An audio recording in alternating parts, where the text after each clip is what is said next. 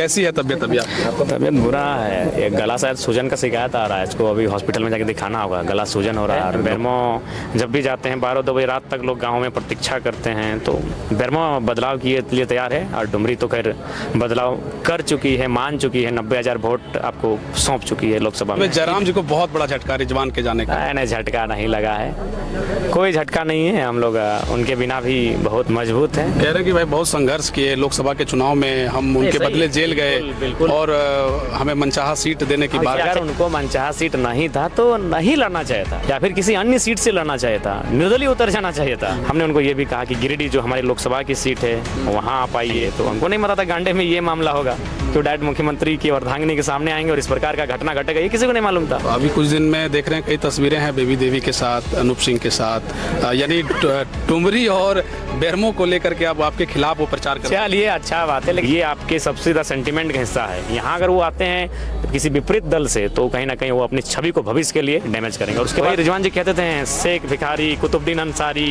राजो राजेंद्र बाबू की धरती हो गई। पूरा बड़वा बड़ा ही मुस्लिम बस्ती है, वहाँ सिर्फ एक बुजुर्ग व्यक्ति का शायद 22 या 20 एकड़ जमीन गया है सीसीएल में, और उनको अभी तक ना नियोजन मिला है, ना उचित पैसा मिला है, और नहीं मिलने के कारण है अनूप सिंह। और आज उसी कौम का एक बेटा जाके कह रहा है अनूप भैया ये राजेंद्र बाबू की धरती है। बहुत दिल के साफ हैं, भले दिमाग के कैसे है नहीं मालूम। कि डुमरी और बेरमो में कितना अंतर पा रहे हैं? बेरमो में भी संघर्ष लग रहा है, क्योंकि बेरमो का थोड़ा सा जो इतिहास है वो विपरीत रहा है। वो झारखंडी के पाले में वो सीट जाती ही नहीं है। अब हेलीकॉप्टर घूमने लगेगा, आप बहुत बयान दे चुके हैं। स्कॉर्पियो हावी है आप?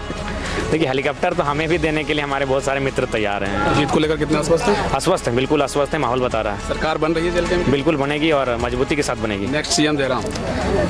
ये जनता तय करेगी।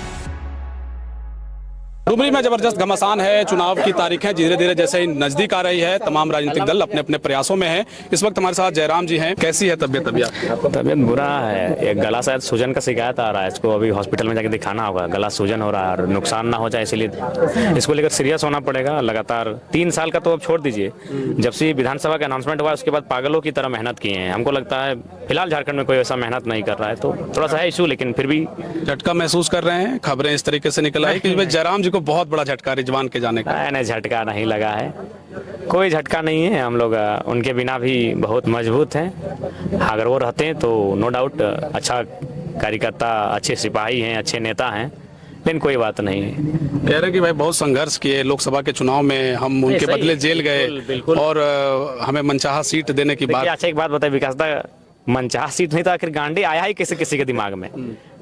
गांडे कहाँ कौन सीट है? अगर वो मनचाहा मांग के नहीं लेते तो गांडे सीट का सवाल कहाँ से आता? हमने तो दिमाग में भी नहीं सोचा था कि वो गांडे के लिए जाएंगे, तो हमको नहीं पता था गांडे में ये मामला होगा कि डायरेक्ट मुख्यमंत्री की अर्धांगिनी के सामने आएंगे और इस प्रकार का घटना घटेगा, ये किसी को नहीं मालूम था।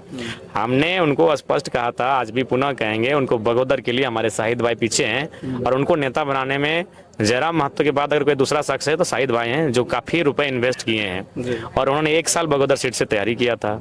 हमने उनको ये भी कहा कि गिरिडीह जो हमारी लोकसभा की सीट है वहाँ आप आइए, तो ऐसा नहीं है। लेकिन गांडे सीट तो किसी के माइंड में था ही नहीं। अगर वो ऐसा बोल रहे हैं तो गलत बोल रहे हैं। तो गांडे सीट का उनके कुछ साथियों ने शायद उनको चयन करने के लिए कहा होगा कि वहाँ शायद कुछ इस प्रकार का मामला सेट हो सके, लेकिन खैर जो होता है, जैसा होता है अच्छा ही होता है। अब वो जहाँ रहे खुशहाल रहे, उनके लिए हमारी दुआएं दिल से हैं। तो अभी कुछ दिन में देख रहे हैं कई तस्वीरें हैं बेबी देवी के साथ, अनूप सिंह के साथ, यानी टुमरी और बेरमो को लेकर के अब आपके खिलाफ वो प्रचार कर। चलिए, अच्छा बात है, लेकिन ठीक है। आप देखिए, वो जेएमएम में चले गए थे, उनको संथाल परगना, रांची इत्यादि क्षेत्रों में जेएमएम के लिए कार्य करना था, लेकिन देखिए वो अपने कुछ पल के फायदे के लिए यहाँ के लोगों के प्रति अपनी नकारात्मक छवि प्रस्तुत कर रहे हैं। जो जनता उनसे प्यार करती थी, उनके दिलों में उनके लिए घृणा का भाव उत्पन्न हो रहा है। क्योंकि आप अगर डुमरी प्रचार करेंगे जयराम महतो के खिलाफ, टुंडी प्रचार करेंगे, तो घृणा का भाव उत्पन्न होगा ही, क्योंकि वहाँ के लोगों ने, देखिए, पार्टी से बिछड़ना अलग होना अलग होता है, लेकिन एक अपना एक प्रोटोकॉल और मर्यादा होता है। उस मर्यादा को अगर तोड़ के यहाँ कार्य करते हैं तो हमें कुछ नहीं होगा,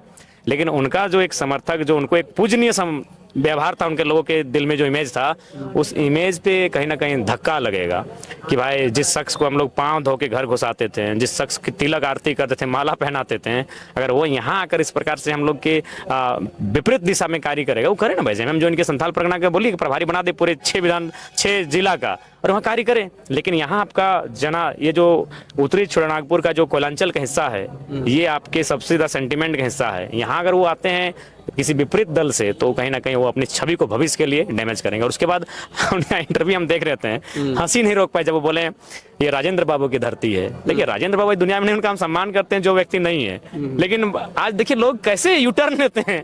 अरे ठीक है, दल में चले गए थे, अगर राजेंद्र बाबू की धरती है तो फिर शेख भिखारी की धरती नहीं रही, इसका मतलब ये वही रिजवान जी कहते थे शेख भिखारी कुतुबुद्दीन अंसारी, आज वो राजेंद्र बाबू की धरती हो गई।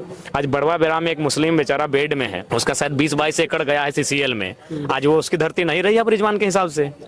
और वो उसकी जमीन के बदले इंसाफ नहीं मिलने का कारण अनूप सिंह है जी। रिजवान जी अगर सुनेंगे, वो बहुत वॉच करते हैं, एक पूरा बड़वा बड़ा ही मुस्लिम बस्ती है, वहाँ सिर्फ एक बुजुर्ग व्यक्ति का शायद 22 या 20 एकड़ जमीन गया है CCL में, और उनको अभी तक ना नियोजन मिला है, ना उचित पैसा मिला है, और नहीं मिलने का कारण है अनूप सिंह। और आज उसी कौम का एक बेटा जाके कह रहा है अनूप भैया ये राजेंद्र बाबू की धरती है।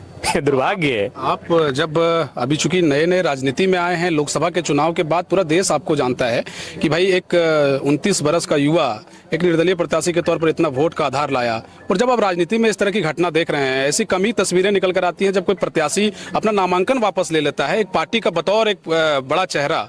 ऐसे में आप राजनीति को क्या लगता है कि किस तरह राजनीति किस दिशा में जा रही है? आज की युवा पीढ़ी जो है ठगा महसूस कर रही है। बार बार उनको कह रहा हूँ, अगर उनको मनचाहा सीट नहीं था तो नहीं लड़ना चाहिए था, या फिर किसी अन्य सीट से लड़ना चाहिए था, निर्दलीय उतर जाना चाहिए था।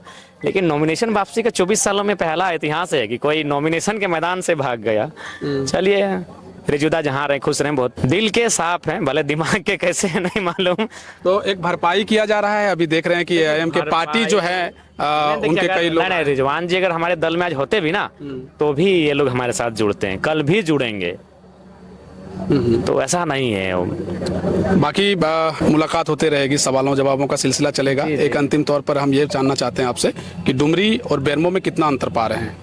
देखिए डुमरी संघर्ष ज्यादा किस सीट पे लग रहा है? संघर्ष हमें दोनों सीटों पे लग रहा है।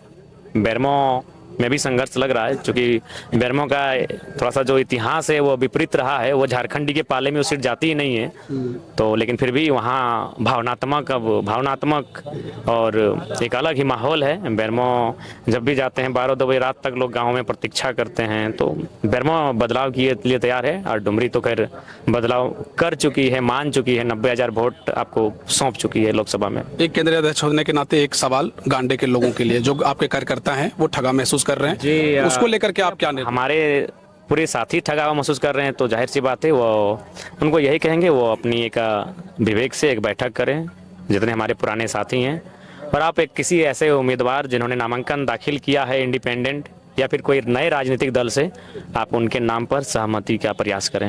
ये 1-2 दिन में आप क्लियर करेंगे? हाँ, ये हम जिला कमेटी के निर्णय के आधार पे करेंगे, उसमें केंद्र का कोई रोल नहीं रहेगा। वो जैसा निर्णय वहाँ हमारे पास भेजेंगे उसको हम लोग अप्रूवल करके। अब हेलीकॉप्टर घूमने लगेगा, आप बहुत बयान दे चुके हैं, स्कॉर्पियो हावी है आप? देखिए हेलीकॉप्टर तो हमें भी देने के लिए हमारे बहुत सारे मित्र तैयार हैं, लेकिन उचित नहीं हमें लेना। हम लोग स्कॉर्पियो से ही हेलीकॉप्टर की सभाओं का मुकाबला करेंगे। इतने प्रत्याशी को चुनावी दंगल में आपने उतारा, खूब फोन कॉल आता होगा कि भाई हमारे यहाँ आप आ जाइए। नहीं देखिए, उनको बोल दिए हैं कि देखिए समय नहीं है, इसीलिए जो हम लोग का सीमा है जो धनबाद बोकारो सामने पड़ता है, 2 घंटा में आ जा सकते हैं, तो उन सीमाओं में प्रचार होगा। बाकी जगह हमारे स्टार प्रचारक जाएंगे, कैंपेनिंग करेंगे। जीत को लेकर कितना आश्वस्त है? आश्वस्त है, बिल्कुल आश्वस्त है, माहौल बता रहा है। सरकार बन रही है जेल कैंप? बिल्कुल बनेगी और मजबूती के साथ बनेगी। Next CM Jairam? ये जनता तय करेगी। चलिए ठीक बात है। देखिए जयराम जी को आप सुन रहे थे, और यहाँ आपको बता दें कि यहाँ जो है डुमरी में के नावाडी में आज जो है एआईएम की पार्टी के कई कार्यकर्ताओं ने जेल कैंप का दामन थामा है, और विशेष करके रिजवान क्रांतिकारी को लेकर के कई तरह के सवाल जो है आप इन दिनों देख रहे होंगे, उसको लेकर के एक भावनात्मक रूप से जयराम महतो ने अपनी बात रखी है। देखना दिलचस्प होगा कि दूसरे चरण में जब यहाँ मतदान होंगे तो किस तरीके के नतीजे 23 नवंबर को निकल कर आएंगे। फिलहाल जयराम महतो को लेकर के जिस तरह के कयास रिजवान क्रांतिकारी को लेकर लगाए गए कि भाई बहुत बड़ा झटका हो सकता है, लेकिन जयराम जी कह रहे हैं कि भाई हमें किसी तरह का नुकसान नहीं है। अब देखना दिलचस्प होगा कि आने वाले दिनों में क्या कुछ होता है। खबरों के साथ हम आपको जोड़े रखेंगे, देखते रहिए समाधान। कब तक बहुत शुक्रिया, बहुत धन्यवाद। जय हिंद, जोहार झारखंड।